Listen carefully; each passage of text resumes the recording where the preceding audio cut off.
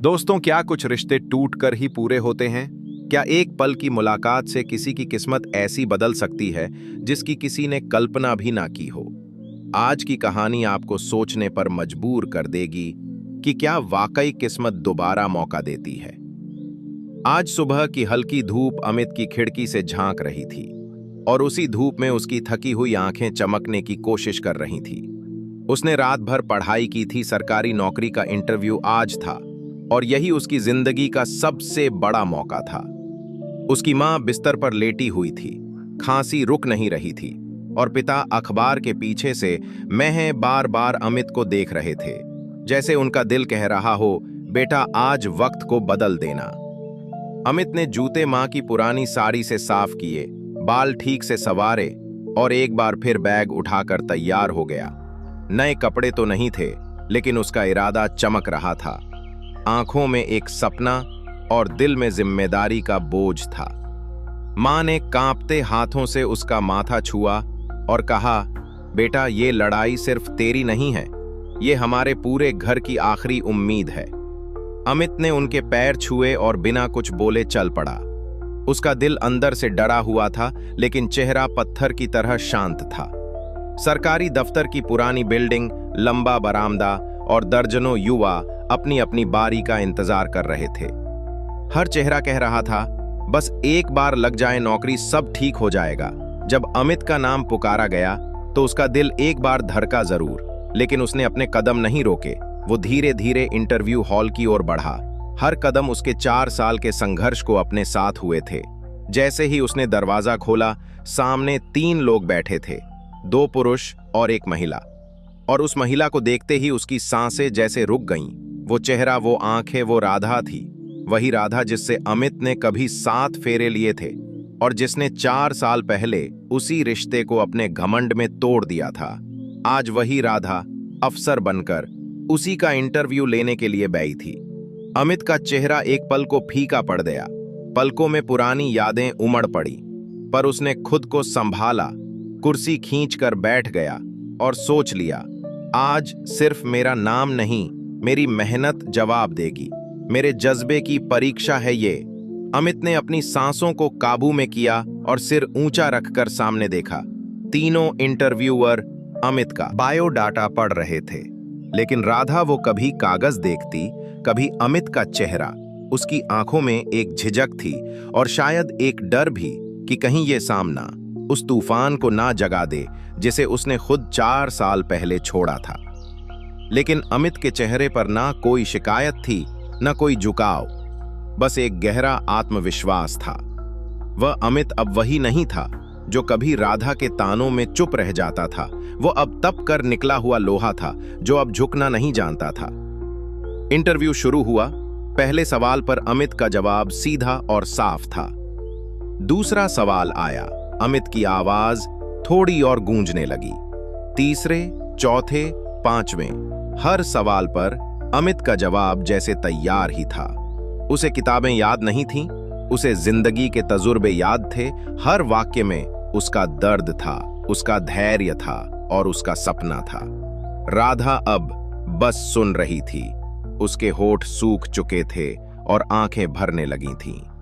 वो अमित जिसे कभी उसने कहा था, मैं कोई नौकरानी नहीं हूं, वो ही अमित आज सामने बैठा था, शालीनता से, गरिमा से और उस गहराई से जवाब दे रहा था जिसे कोई घमंडी इंसान कभी समझ ही नहीं सकता।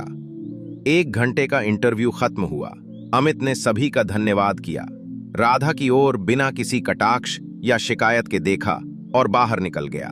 लेकिन किस्मत की कहानी अब भी पूरी नहीं हुई थी। वो जैसे ही बाहर आया, पीछे से किसी ने धीमी आवाज में पुकारा, अमित, अगर तुम्हारे पास 2 मिनट हो तो मैं कुछ बात करना चाहती हूं। अमित रुका। उसने पीछे मुड़कर देखा। राधा वहां खड़ी थी। आंखें नम थीं, चेहरे पर अजीब सी थकान थी और आवाज में नमी। अमित ने ना ज्यादा सोचा, ना कुछ पूछा, बस सीधा बोला, 2 मिनट क्या? अगर तुम्हें मुझसे कुछ कहना है तो मेरे पास जितना समय तुम्हें चाहिए उतना है। पास के एक छोटे पार्क में दोनों साथ चलने लगे। जहां कभी दोनों ने साथ सपने देखे थे, आज वही दो लोग फिर एक बेंच पर थे, लेकिन बीच में 4 साल की दूरी और हजारों अनकहे जज्बात थे। पार्क की वो पुरानी सी बेंच जिस पर कभी मासूमियत और मोहब्बत के कस्से गूंजा करते थे, आज वहां चुप्पी बैठी थी। राधा और अमित दोनों साथ थे, लेकिन उनके बीच की हवा भी खामोश थी। सिर्फ दूर बच्चों की हंसी सुनाई दे रही थी और पास की सूखी पत्तियां जमीन पर गिरने की आवाज कर रही थीं। राधा की आंखें झुकी थीं, जैसे शब्दों से ज्यादा आंखें बोल रही थीं। बहुत देर चुप रहने के बाद उसने अपनी भीगी आवाज में कहना शुरू किया। अमित, शायद अब कहने का हक नहीं बचा, लेकिन कहना जरूरी है। गलती मेरी थी, और उससे भी बड़ी गलती ये थी कि मैंने कभी अपनी गलती को समझा नहीं। अमित बिना बोले उसकी तरफ देखता रहा। राधा आगे बोली, जब हमारी शादी हुई थी, मैं घमंड में थी। पापा ने दहेज दिया, जमीन थी, पैसा था। माँ ने रोज समझाया, तू बहू नहीं है, महारानी है। ये तेरा ससुराल नहीं, तेरा हक है। और मैं वही मान बैठी। मुझे लगा घर चलाना मेरी जिम्मेदारी नहीं है, बल्कि सबको मुझे झेलना पड़ेगा। मैंने तुम्हारे माँ पापा को कभी माँ बाप समझा ही नहीं। मैंने तुम्हें भी कभी वो प्यार नहीं दिया जिसके तुम हकदार थे। उसके होंठ कांपने लगे, आंखों से आंसू खुद ब खुद टपकने लगे। जब मैंने तुम्हें छोड़ा, तलाक दिया और माँ के पास वापस चली गई, तो कुछ वक्त सब ठीक लगा। तुम्हारे दिए पैसे से माँ ने अच्छे से रहना शुरू किया। लेकिन फिर एक दिन माँ चली गईं, और उसके बाद मुझे पता चला, घर सिर्फ दीवारों से नहीं, अपनापन से बनता है। अमित की आंखें अब भीगी हुई थीं, लेकिन उसने खुद को संभाले रखा। राधा बोली, भैया भाभी ने मुझे बोझ समझा, ताने दिए, खाना तक टाल कर दिया गया। और तब समझ में आया कि जो घर मैंने छोड़ा था वह मेरा था, और जहां मैं लौटी थी वह कभी मेरा था ही नहीं। उसने लंबी सांस ली और कहा, मैंने नौकरी के लिए अप्लाई किया, कई ठोकरें खाईं, और फिर यहाँ कॉन्ट्रैक्ट जॉब मिली। छोटी तनख्वाह है, लेकिन गुजारा हो जाता है, बस दिल नहीं संभलता। कुछ देर के बाद अमित ने धीमे से पूछा, और ये सिंदूर, ये मंगलसूत्र? राधा ने अपने गले को छूते हुए जवाब दिया, ये अब भी तुम्हारे नाम का है अमित। तलाक के बाद भी मैंने इसे नहीं उतारा, ना किसी और से जुड़ पाई, ना जुड़ना चाहा, क्योंकि तुमसे टूटा था, और किसी और से जुड़ जाना मुझे बेईमानी लगती थी। अब अमित की आंखों से भी पानी बह निकला, लेकिन यह आंसू गुस्से या दुख के नहीं थे। ये थे उस इंसान के आंसू जो बहुत सह चुका था और अब सामने बैठे उस इंसान को सच में बदलते देख रहा था। राधा की नम आंखों में अब पछतावे से ज्यादा उम्मीद झलक रही थी। उसका चेहरा जैसे कह रहा था, मैं टूटी हूं, पर अब बदल चुकी हूं। अमित कुछ पल उसे देखता रहा, फिर उसने चुप्पी तोड़ते हुए धीमी आवाज में पूछा, तो अब क्या चाहती हो? राधा ने कांपते होठों से बस एक सवाल किया, क्या हम फिर से एक साथ नहीं रह सकते? अमित, क्या इतना कुछ होने के बाद भी तुम मुझे फिर से अपना सकते हो? अमित की आंखें एक पल के लिए बंद हो गईं। वो 4 साल उसकी आंखों के सामने घूम गए। मां का इंतजार, पिता की चुप्पी, उसका अकेलापन, उसकी मेहनत और राधा की वो पुरानी बातें। लेकिन अब सामने बैठी वही लड़की टूट चुकी थी, सच्चे दिल से पछता रही थी और उस घर को फिर से संवारना चाहती थी। अमित ने एक गहरी सांस ली और उसकी ओर देखकर कहा, अगर तुम सच में बदल चुकी हो, अगर तुम अब समझ चुकी हो कि घर घमंड से नहीं अपनापन से चलता है, तो हां, मैं तुम्हें दोबारा अपना सकता हूं। लेकिन इस बार हमारे बीच कोई तीसरा नहीं होगा, ना कोई मां की उल्टी बातें, ना कोई घमंड, बस हम दोनों और हमारी समझदारी।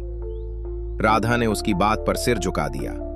मैं अब वही बनना चाहती हूं जो मैं पहले दिन बन सकती थी, लेकिन नहीं बनी। मैं अब इस रिश्ते को दिल से निभाना चाहती हूं। अमित, कुछ ही दिनों में अमित अपने गांव लौटा और फिर एक सुबह राधा को लेने उसके मायके पहुंचा।